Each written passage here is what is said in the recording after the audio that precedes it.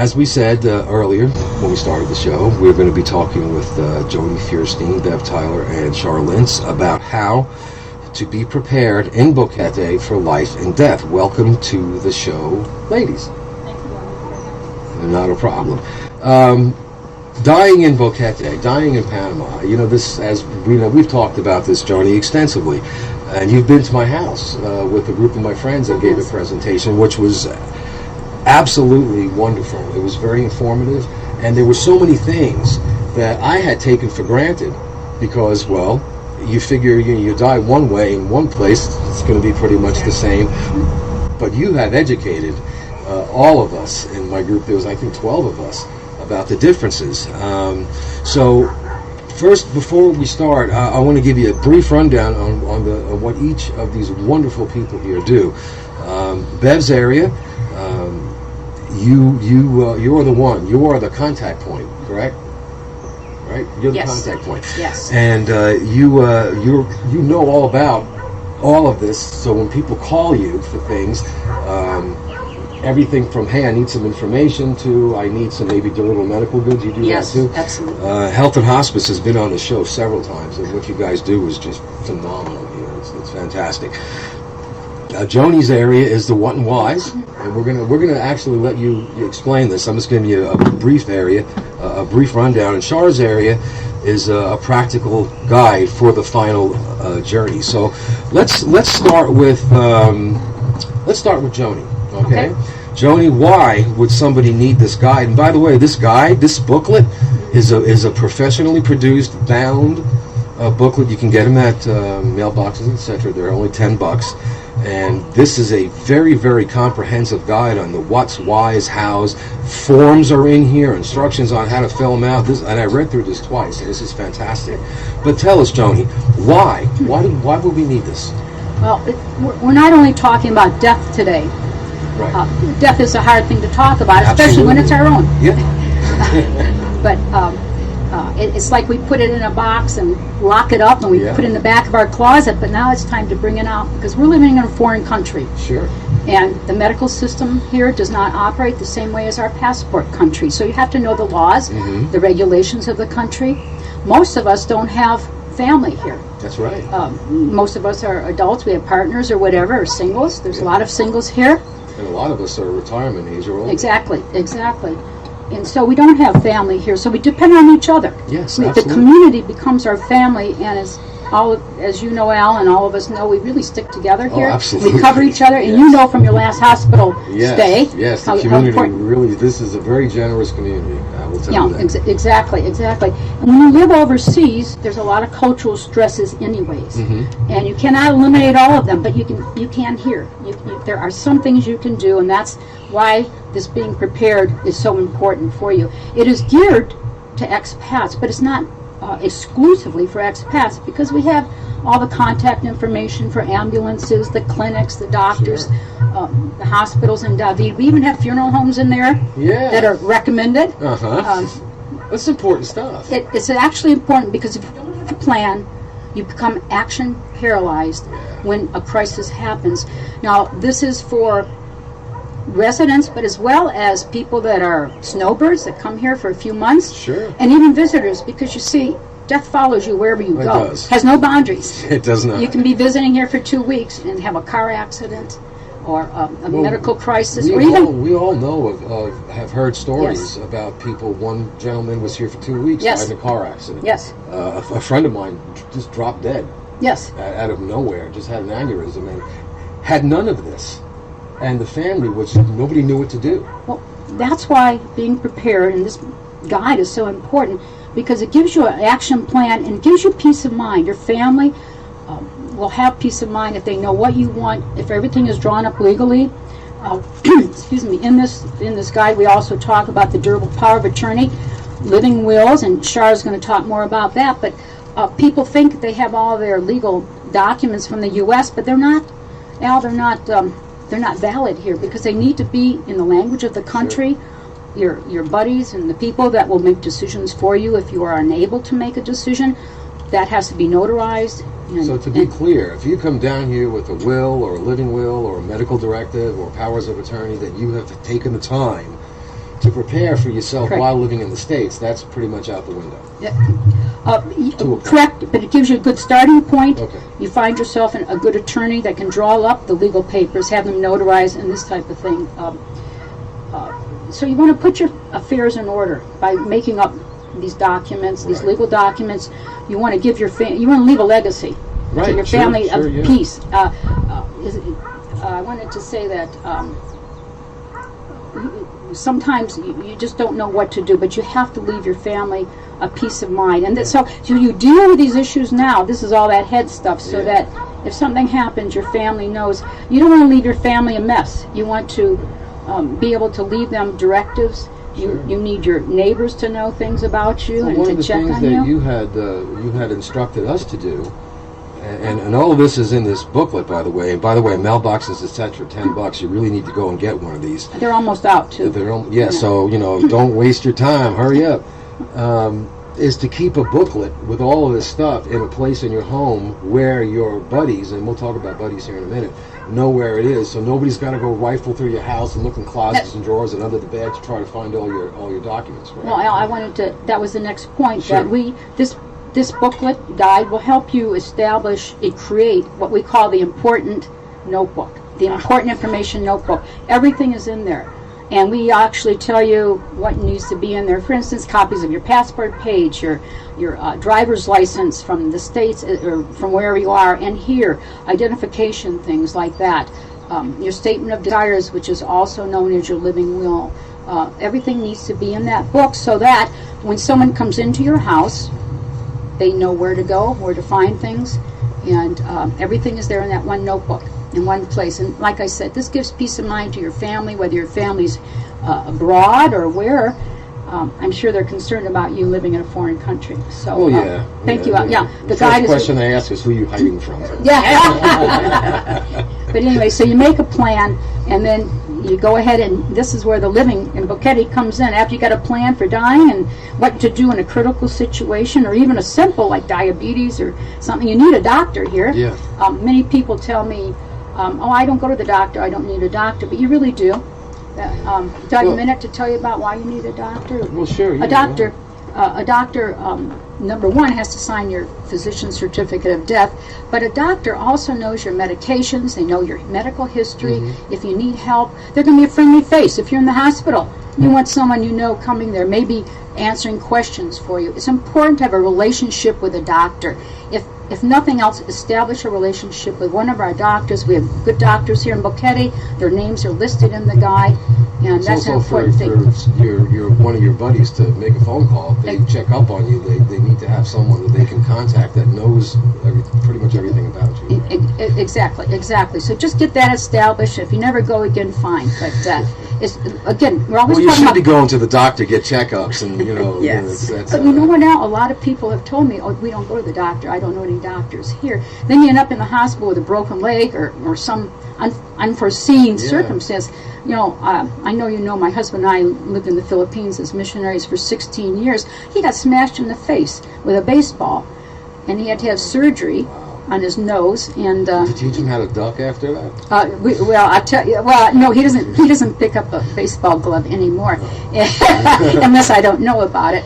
But anyways, he had a heart attack in the recovery room, and we had this surgery in Manila, and it helped that we had a plan of action. You want to have a plan of action. That's what we're talking about here, without fear. Speaking of plans, I want to jump over to Shar. I know that in our passport countries, which for a lot of us is North America, Canada, the States, what have you, there's you have basic forms, right? We have a will. We have basic different types of communication documents that we usually keep. And from what I understand, there are several different types of forms here, different types of wills, different jobs, different powers of attorney. Can you tell us something about the different types of documents that are here? Yeah, it's still very similar to what's in the United States. Your first one is if you have property here, just like in the United States, you need a will. Who are you going to leave this to? Your will in the United States is not legal here. It's just a piece of paper. So property like real estate, Yes, vehicles. so if just you any have kind a of- home here, if you have a car here that you want someone in your family or a friend to have if you die, then you need a legal will here. Okay. Then there is the living will. In medicine, for what you want, if you're in a incapacitated situation and it looks like there is no hope of recovery, what do you want done? Do you want them to continue giving you tube feedings, IVs, ventilators, that kind of thing? And we've got one page in here to give you some ideas of what to think about and what to include in that living will.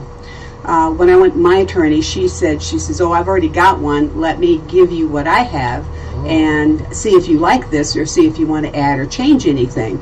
And actually what she had was exactly what I want, because when I gave her mine, she says, well, let me give you what I got already written up. Yeah. And so what she had was perfect. That's another important reason to have not only a doctor, but to Yes. have a relationship. And your living will, you need to discuss with your physician here and give them a copy so that, again, you know you've got another advocate in the hospital for you.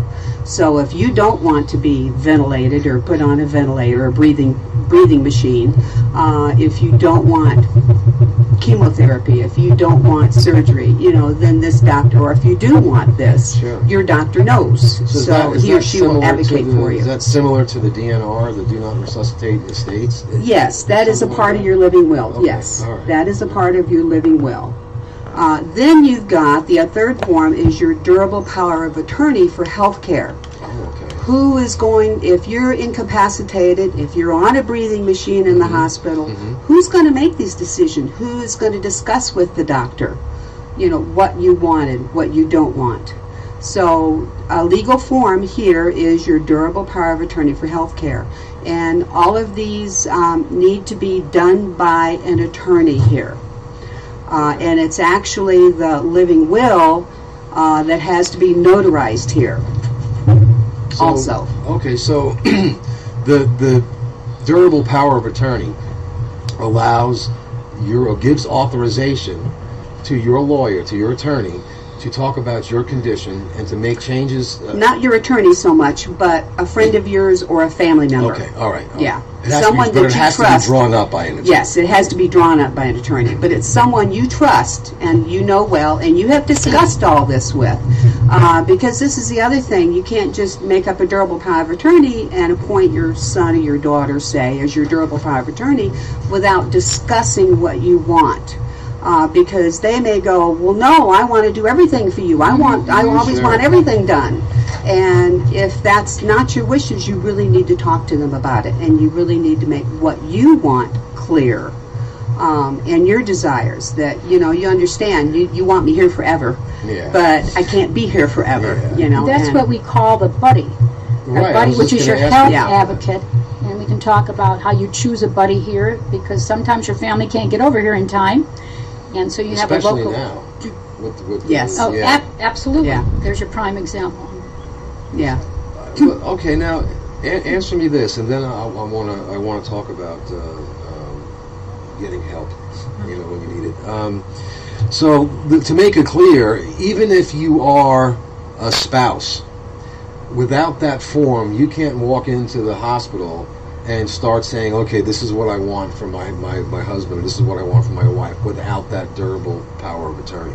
Yeah, because here there's even legal definitions of marriage, and marriage Yeah. in the United States wasn't legal. And Yeah, I had someone on the show a while back talking about that, and the response that I got from my listeners was, what do you mean my marriage isn't recognized here? yeah, It's a lot of things that a lot of people don't know. And as good as this booklet is, and it is a very good booklet, by the way, mailboxes, etc., $10, go get one, they're almost running out. The process of living, being prepared, which as it is, being prepared for life and death, while we are still alive, I'd like to talk a little bit about what role the Boquete Health and Hospice plays for those of us who are still here and have medical conditions. I know that some friends of mine have benefited with wheelchairs and hospital beds and whatnot. So I'd like to talk to Bev about what the process is if we find ourselves in a situation where we're not at death's door, but we've lost our mobility. We've lost, our capacity to move about and to get things done in our home. What does Boquete Health and Hospice provide? And since you're the contact point, you're the one, you're going to answer the phone, or you're going to get the emails. That's right. Give us a little rundown on that aspect of it. We have several programs to start with so that you know what we do generally when we call. When you call, we do provide end-of-life care, and that is supportive volunteers. We have retired nurses that will act as team leaders to coordinate things and make sure that your questions are answered and that you are given comfort and support. We also have what we call health support, and that's short-term care for people who have had illnesses or perhaps an accident. Say a person was in the hospital, had surgery, they go home. They may live alone, or they may have a partner at home who isn't able to take care of them, in which case we would come in for probably 2 weeks, maybe a little longer, and provide the care that you need, or coordinate with other agencies for what you need. And we provide a lot of things. We have durable medical equipment, a wide variety of equipment, hospital beds, wheelchairs, walkers, bedside commodes, shower benches, it just goes on and on. Wow, yeah. It's very rare that we get a call from somebody asking for durable medical equipment that we don't have. And we sometimes have disposable things too, depending on what people have donated to us, because we get a lot of donations. The only time we might not have something is if it's out on loan, in which case, depending on the priority, I mean, if your need is very great, we may start calling to get equipment back from people who have it. And always people who are in the stages of dying, they take the top priority. Our loans are generally 1 to 3 months. It's rare that they're over that, but if someone is dying, then there isn't any limit. They keep the equipment for as long as they need it.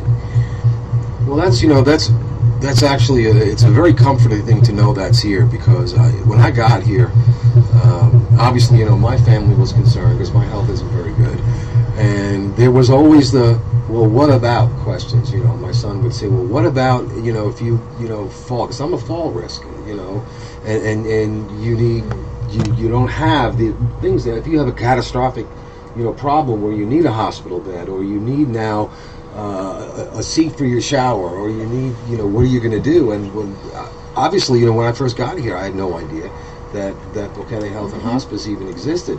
And my wife and I had conversations about that. When we got here, we were real short on cash, and there was no money to get any of this stuff if we needed. And as I've time has gone by, and I've met people, and I've gotten into several groups here, that question still comes up. We all know people who have broken their legs, who've gotten into car accidents, have had falls, and several friends of mine, like I said earlier, have benefited from Boquete Health and Hospital. Where do you get a wheelchair? There's no one in town that sells wheelchairs. And it's all free. Yeah. We work on donations and volunteers. Yeah. And if the need for the equipment is permanent, I mean, if it really is going to be long-term, then we don't do that. But it could be very useful if you need an oxygen concentrator, for example, to borrow ours until things settle down, until you're sure that you actually do need it. Or the same thing is true of walkers. You might buy a walker and then decide that, no, this isn't the walker I need, and have to buy another walker. So we eliminate that, because we have 4 different types of walkers, just for example. And you can use ours and determine what it is you need, and then if this is an ongoing problem, then you buy your own. And if somebody does buy a walker and it's not the right one, they should donate it to Boquete Health. Mostly they do. It's just wonderful. This community is very generous in that way. Absolutely, it is. And the thing, again, another comforting thing, in addition to just knowing that that your organization is here, is the fact that the money really isn't an obstacle to getting the equipment or the care that you need. You know, we have some very generous and very, very wealthy people that live here, and you know, I'm very thankful for that because they are very generous. My wife and I have been on the receiving end of that. But there's also a lot of us here living on a very fixed income. That's right. Just on Social Security, maybe an annuity here and there, but living in Boquete is not like living in the interior. It costs money to live here, and there's not a lot of extra. And when a doctor tells you, okay, well, you need this piece of equipment, and it's, you know, $4,500, you know, it might as well be $45 million. And to know that, well, Boquete Health and Hospice is here to hopefully, and most of the time can provide that. And then I want to ask you about that, the end of life care, because the durable medical goods are very important. You know, I have my own things that I use around my house. What encompasses the end of life care that you provide? Anyone can answer this, that you provide. When I get a call, I try to determine over the phone if the person meets our criteria, which are basically three. They need to have a terminal diagnosis. They need to have a doctor who is overseeing their care and knows them. And they need to have a caregiver. So that's somebody who's available to us 24/7 and that's the person that we're going to work through, because initially we're dealing with the client and talking to them, and they're making the decisions, and as they get closer to death they're not able to, and so we're working with the caregiver. Yeah, that doesn't have to be a spouse. That could be anyone that person says, hey, this is my neighbor, he or she's been taking care of me. Yes. You can talk to them. All right. Yes, okay, we prefer that they live in the final stages, Yeah. but even that isn't essential if there's nursing Sure. staff hired, or I certainly meet people who don't meet those criteria. Now the diagnosis is essential, Yes. but they may not have a doctor, so we'll work to get them a doctor. Yeah. They may not have a caregiver, but only once in 12 years of doing this have I met somebody who actually could not come up with someone who could come and do the job of caregiver. Yeah. So we work with it. Then having done that, I do an assessment I'm a retired nurse, do an assessment of what I think the person needs. And then having done that, we have a form to fill out and things like that. I tell them that a team leader will visit them, and that's going to be somebody with medical background, usually a nurse, with specific end-of-life experience and education. So they will come in and do another assessment that's going to be more detailed, and then they will provide whatever's necessary, and often that is a team of volunteers who will come in and meet whatever. We just go into the home, do an assessment, and do whatever needs to be done. So that could be walking the dog, that could be picking up prescriptions, it could be sitting at the bedside. Sure. And very different people have different needs. I visit Panamanians. They always have almost always, not always, but they usually have a big family. We would provide meals for the caregivers. They don't need that. We would provide end-of-life information about funeral homes, that kind of thing. Often they don't need that, but they always need equipment. Sure. Well, So, yeah, go ahead. yeah. Continue. And I did want to ask you this, and I'm sure that all of you have a little bit of this information, but since I'm understanding you're the historian, Been here longest, been yes. here longest. How did this start? And it's interesting to me to know, well, what brought this on? You know, how did this? You saw a need. I mean, give us a brief history of it. We started in 2008. Our founding members, John and Babby Earl, had done many years of hospice volunteering in the States and realized, having lived here for a while, that there was a real need for that here. Particularly when people were here just with a partner, usually possibly not speaking the language and having no idea of the healthcare system and how to navigate these things. And so it started with that, but they did a lot of work before 2008. 2008 we had our first three-day volunteer training course, and we took our first clients. And at that point, for the first year, we only took English-speaking people because we had to get our own act together. Sure, yeah. But since then, we've grown hugely, and we have a very strong translator team. And for that reason, we can we can support Panamanians, and the main way we do that is through equipment loan, but we can do anything that we do with for Panamanians. Sure. It's just their needs are different, usually. Well, it's very important that people understand this isn't just for expats. Right. And a lot of the groups here, well, we had your husband, Joni Will, on the show with the Boquete Veteran Outreach. And we constantly have to remind people it's not just for veterans of the United States or Right, Canada, it's for everybody. So this organization here, Boquete Health and Hospice, isn't just strictly for expats. You can serve the Panamanian community as well. So that's we take it for granted when we move here that they have hospice, that they have things like that, but they don't have hospice care like they would in our passport countries. They don't have blood banks. You know, Boquete Health and Hospice established a blood bank last year for the first time, and those are things that we don't have here, and that's different that we need to understand. Now, I understand, and I believe, Shar, you can speak to this. When somebody passes away in the United States, there's a specific person who signs a death certificate, and I know that things don't work quite that way here in several different areas, and I know that you can emphasize on being prepared in advance and the different terms and terminology. So if you would give us a brief rundown of the distances of what maybe we would be used to in our passport countries as opposed to how that process goes here. Yeah, it is different. My father died last November, and we knew he was going down, and I got prepared. I got out the material that we had before this book, and that was when Joni called me and said, we're revising this. I said, oh, no, because I really had to go, this page had number 1, and then down here was step number 2, and then 2 pages over was step number 3, and it was hard to put it together. But for me, I like lists. I like concrete things. Yes.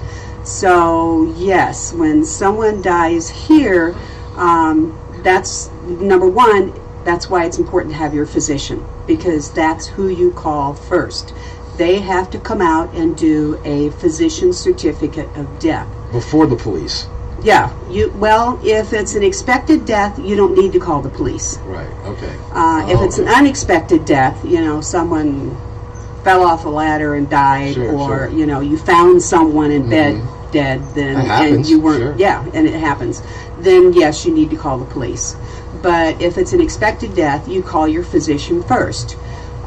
They come out and do a certificate, and in here we have a physician certificate of death. It has all the information that the physician needs. So when Dad died and the physician came to the house, he said, oh, everything, because he started asking me questions, and I says, oh, I think you need this information, and I pulled out that sheet. And he said, oh, this is great. So he just started copying everything on the sheet onto his form. And I think possibly every physician may have their own different form, but all the information was there. He didn't have to ask me one question after that. Then that's a little bit different from the death certificate. Okay. The death certificate is the formal certificate from Panama that you actually, same kind of thing you get from the United States, that your bank wants, that the insurance company wants, that any legal entity needs a death certificate. You go to the tribunal the day after or 2 days after the death, and you get a number of certificates of death. I got 10 of them. We recommend at least a minimum of 5, because again, your bank wants one, another legal entity wants one, your insurance company, whoever needs a copy of this death certificate.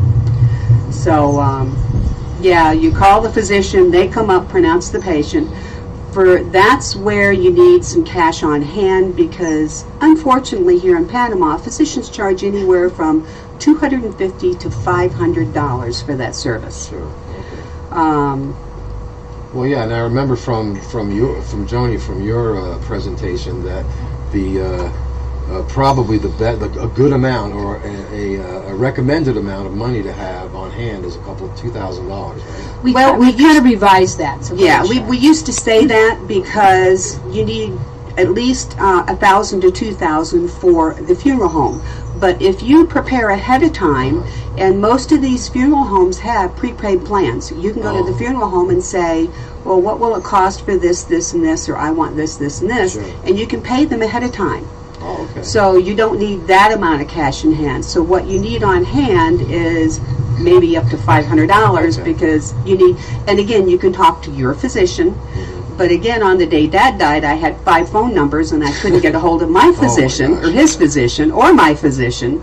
So I called another physician in town who came up and signed and did the certificate of death. And some funeral homes takes credit cards, Yes. Sure. and you don't have to necessarily have a prepayment plan, but that's what we emphasize in the book. You need to have an idea ahead of time. Where's your body going? How do we repatriate the body, the Sure, ashes? if That's that's where what you you need want, your yeah. death certificates as well. But Yeah. you Well, need I guess to know. another advantage of that would be, you know, if you did go to one of the funeral homes, and there are some in this book, you can say, all right, this is what I want, and they'll say, all right, this is going to cost you $1,000. Well, you can put that money aside, because a lot of people don't have $2,000 laying around. Right. I know I don't. But you can say, okay, I'm going to give you $200 a month, and That's you know, right. And they hopefully will do that. They you're will do still around before that, and then you have that already taken care of. So that's actually Yeah. a very responsible thing to do. But you don't wait to the last minute. That's our whole thing, is that sometimes we wait to the last minute. We don't know what funeral home to go to. What do we do? Yeah. And then we're action paralyzed. We don't know what to do. We're all stressed out, and it makes it more difficult than it already Well, is. one of the good things about this book, and like I said, I was impressed with what you brought last year. You know, all the forms and everything that you gave us. But I do understand, you know, that it really, once I got everything to my house, it wasn't really in order. All the information was there. It was Yes, fantastic, that's right. but it wasn't in an order that I was comfortable with. This book, and even if you just look through the, and I'm going to take a scan of just the contents page, and I'm going to post it Excellent, when I thank do you. my after every show. I do a post-production promo. But you've got introduction, first steps, forms, all the forms, buddy contact. I want to talk a little bit about that. Contact numbers, a practical guide for the final journey, other services offered, and there's graphics in here, little flow charts, and the 5 wishes. I love this one here. You know, it's just find an attorney, choose a person. You know, create.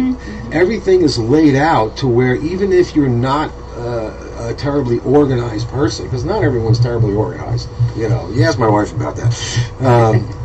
This basically Yes. is formatted in a way that anybody, if they just look, and it's Yes. all in order too. Everything is from A to Z. That's right. Joni, you mentioned earlier, as we know, a lot of us don't have family here, unless we've come down, with the spouse. There's very few people that have come down with entire families. And one of the first things I did after your presentation was, the very first thing I did is to get the buddy system set up. Tell us a little bit about that, how that works, and why that is so important. Okay, first of all, I have to thank Jeannie Vidal, who was our technical writer, and she just organized everything. She knows how to do that, and she put that index in, the definitions, and the table of contents. She's made it very organized. We thank Jeannie. We also have in here about how to choose a buddy. A buddy is going to be someone, and usually it's your spouse if you get along with them. And So who do you have? I take the Fifth Amendment. No. But and then you choose friends, which is somewhat awkward here because these aren't lifelong friends. It's not like we went to high school with anybody here, So these are people that you're in groups with or whatever, that you trust, because you're going to be giving them a lot of private information. For instance, if you have money in the house, your buddy would, number one, be authorized and notarized by an attorney in this type of thing. But they need to know where the key is for your house. Sure, Remember, we talked about how they're going to get in your house. Yeah. They need to know your family to call. We have an emergency form for refrigerators. So Yes, I anybody that saw the comes into your refrigerator house, form, it's yeah. the refrigerator form. Because when you're in a crisis, though, you just can't figure out you can't even think straight, and that's why You mentioned action paralyzed. and that's why you call a friend when someone dies to help you drive to the tribunal and the funeral home, because But your buddy is someone you're going to trust, and they will know things about you. For instance, well,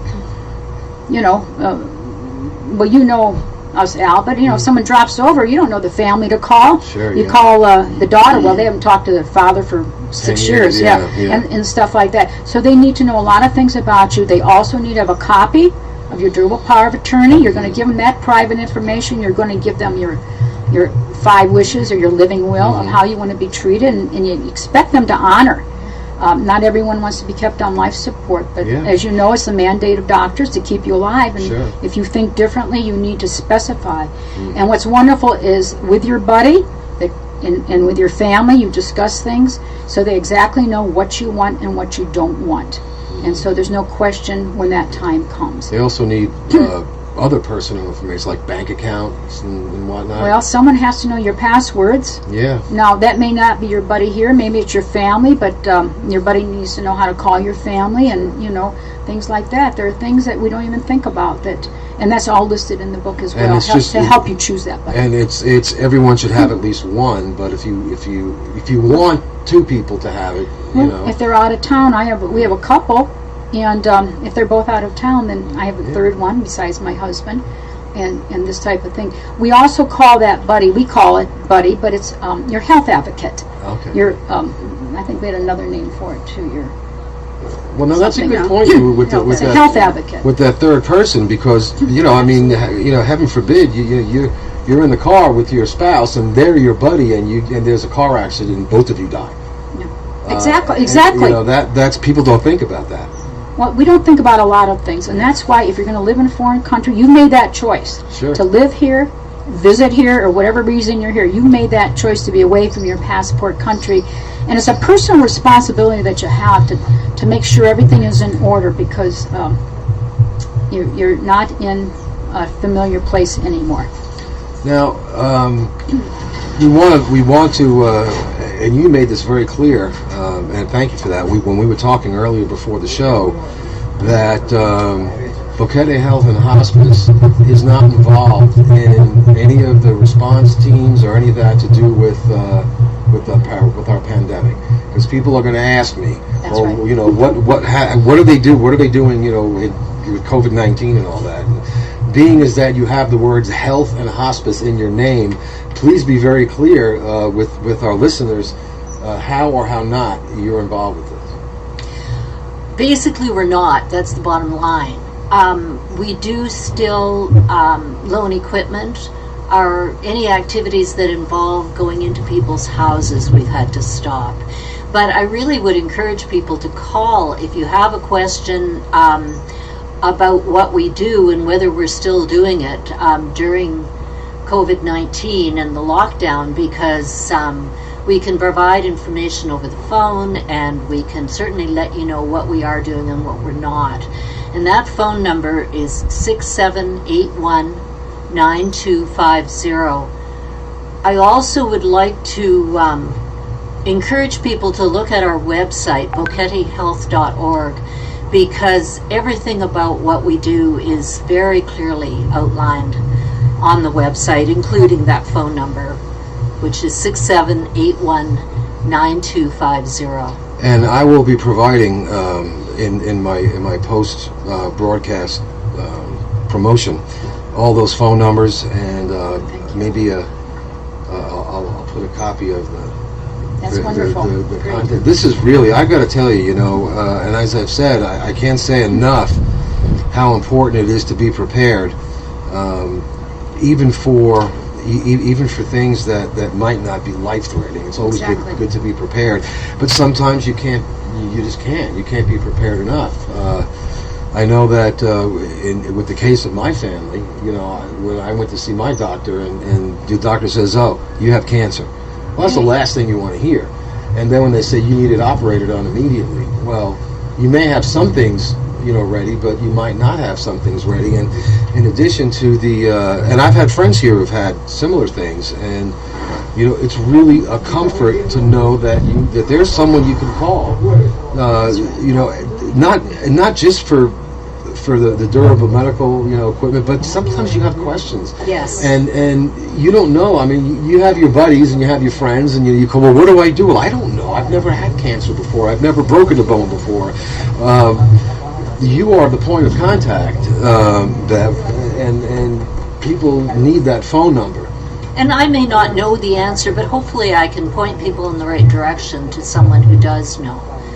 Yeah, and that's, like I said, that's really important, because as Joni mentioned, we tend to have the what do you call it? Not actionable. Action paralyzed. Action paralyzed. Yeah, which I like that. I like that phrase better than. That comes from Are you kidnapping. confused? That comes from kidnapping. Does it? What we learned in the Philippines about being kidnapped, Jess. Yeah. So you better have a plan to do what am I going to do? How am I going to do that? But it gives you peace of mind. That's really sure, yeah. not only legally and bringing you into the legalities of things, but it really gives you peace of mind. And then you go and you live it up. You have a wonderful time. We're living almost in paradise, and you really will feel much better. It's very hard to deal with what I've found. People have a really hard time discussing this. It's like out of our. Well, nobody wants to range. talk about, I mean, you're talking about your own mortality. You know, people are very uncomfortable. It's never going to happen to me, especially if you're younger. You know, you don't want to think about that. Yeah, no age. And the wonderful thing that Shar has done also, she's defined terms. Like, why do you want to be fed if you're in end of life? Do you want tube feeding? Do you want CPR? Do you want to be intubated? And those things, most of us don't understand. I'm not a nurse or a medical person, but if you're a medical person, you understand the parameters. Do you feed someone when they're at the end of life? You think you should, but read the definitions. Maybe you shouldn't. Well, and if you don't know what these things mean, because we've heard them. We've heard things like being on a ventilator. We've heard things about being put on life support. We've heard things about feeding tubes. But a lot of us, we've got that from TV shows, right? We don't know what's involved in being intubated, what's involved in being on a feeding tube. That's right. I learned a lot from a very, very good close friend of mine in the States who has throat cancer. Oh.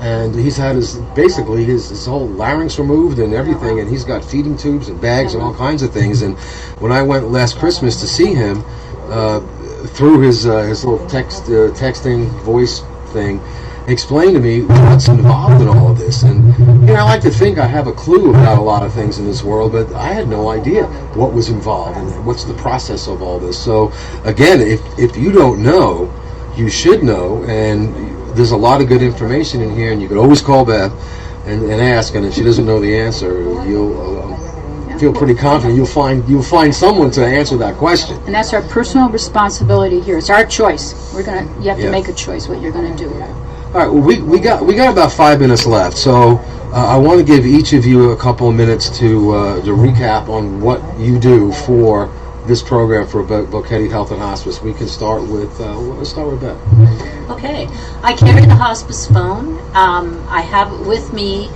most of the time. We answer it. We had to cut down because we were getting calls at crazy hours. So we're not an emergency service. We answer the phone Monday to Friday, 8 in the morning to 5 in the afternoon, and from 9 to 1 on Saturdays and Sundays. And I'm here to answer your questions and triage the issues and give you information about our organization and sometimes advice, or sometimes there's a problem that we can talk through together, and sometimes I will give you a link to someone else who can better answer your questions. All right. And Shar? Yeah, I was responsible for most of the information toward the end of the book. What to do on the day of death, steps on the next business day, what you need to do to complete all the paperwork and the legalities. Actually, who to notify of a death. Who do you call? Other than your best friend or your buddy person here, who else do you need to call to notify them of the death? And I wrote the portion about understanding the medical terms, because you really need to understand what it's like to starve to death, what it's like to be on a ventilator, breathing through a straw, So I tried to make those as descriptive as I could so you could make better decisions for yourself. Yeah, a lot of people they don't understand, like I just said, Yeah. what's that involved. Joni, what do you do? Besides talk, no. That's why I saved you for last, because I figured, you know. Yeah, but with the help of many others, I tried to revise the book and put some order to it. But we stand on the shoulders of people like Betty Landis, Linda Hart, Nikki Steele, that began the Being Prepared. And they would have seminars and workshops, which we have not been able to have since we did the book. Maybe in the future we will. However, we feel, and we have gotten comments, that if you have this book, it answers all your questions. Yeah. And there's also a PDF available, online. Sure. You can just go to the website for that as well. The hard copy is good because it's a visual. You don't have to print it out. It has all the forms in it. Yeah. It's just much easier to follow, and that's what we would recommend. But Well, I did look online, and I looked at the PDF version, and it's essentially the same thing, but yes, and that's $5, right? It's a donation. It's a You can donation. donate more if you want. But Yeah, sure.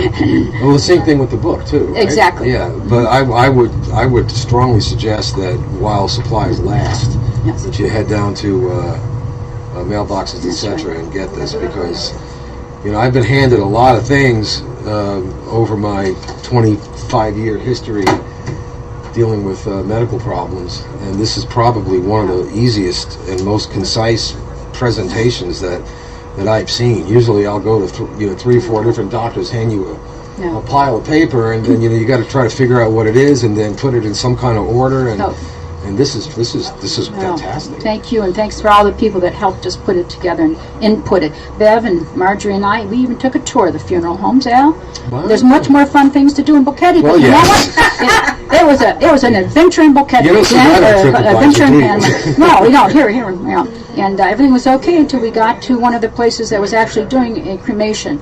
It was an experience, but you know what? We were able to verify the places, verify the phone numbers, and as of February 2020, the information is current and correct, but as everyone knows, things change, and things, you have to be flexible and things like that. But I hope that people will give us feedback. Yeah. If there's something they see that's missing, please let us know, and well, maybe if we ever revise it again, we'll do it again. And I'm sure we'll make more guides available. Well, it says right on there, revised February That's correct. 2020, so you know that it's about as current as you can get. Interesting point, one of the first jobs I had out of college was in a crematorium. Is that right? Yeah. Yes, the coroner brought down the body in the box, and it was my job to fire it up and and turn the gas on.